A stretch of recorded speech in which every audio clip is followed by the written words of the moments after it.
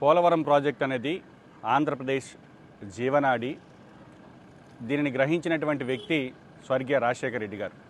రాజశేఖర రెడ్డి గారి హయాంలోనే 2004 నుంచి 2009 మధ్యలో దీనికి రావాల్సినటువంటి కేంద్ర ప్రభుత్వం నుంచి అన్ని అనుమతులు కూడా సాధించినటువంటి వ్యక్తి. జలయజ్ఞంలో భాగంగా ఈరోజు దాదాపుగా 86 ప్రాజెక్టులు ఆయన మొదలు పెడితే వాటిలో ప్రధానమైనటువంటి ప్రాజెక్టు, బహుళార్థ సాధక ప్రాజెక్టు పోలవరం ప్రాజెక్టు.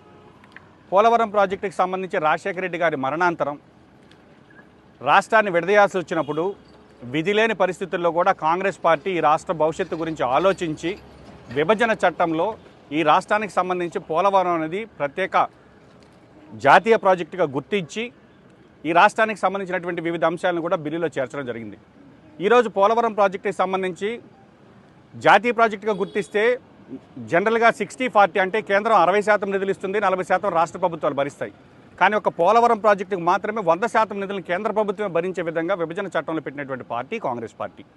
అయితే రాజశేఖర రెడ్డి గారి మరణాంతరం ఈ యొక్క రాష్ట్రం విడిపోవడం, తర్వాత ఈ యొక్క చంద్రబాబు గారి ప్రభుత్వం రావడం, దాని తర్వాత జగన్మోహన్ రెడ్డి గారి ప్రభుత్వం, ఈ 10 సంవత్సరాల్లో కూడా పోలవరం ప్రాజెక్టు నత్తనడకన ఏ విధంగా సాగుతుంది, నిర్వాసితులకు సంబంధించినటువంటి సమస్యలు ఏమిటి, పోలవరం ప్రాజెక్టు నిర్మాణంలో ఉండేటటువంటి అవకతవకలు ఏమిటి, వీటన్నిటిని కూడా శ్రీమతి షర్మిలారెడ్డి గారు కాంగ్రెస్ పార్టీ అధ్యక్షురాలు చిత్తశుద్ధితో ఏదైతే తన తండ్రి ఆశయాలను ఈరోజు నీరుగారుస్తున్న ఈ ప్రభుత్వాలు తండ్రి ఆశయాల కోసం పోరాడాలి, తండ్రి ఆస్తులకి కోసం పోరాడే వాళ్ళు రాజకీయ వారసులు కాదు, మా నాన్న ఆశయాలు ఏదైతే ఉన్నాయో పోలవరం ప్రాజెక్టు కావచ్చు, ఆరోగ్యశ్రీ కావచ్చు, ఫీజు రియంబర్స్మెంట్ కావచ్చు, ఇవన్నీ కూడా మరుగున పడిపోతున్నాయి.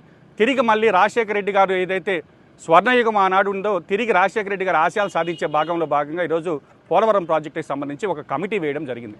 ఈ కమిటీ ముంపు మండలాల్లో పర్యటించాం, నిర్వాసితులకు సంబంధించినటువంటి R&R కాలనీలకు వెళ్ళాం, అదేవిధంగా ఈరోజు పోలవరం ప్రాజెక్టుకు సందర్శించడం జరిగింది.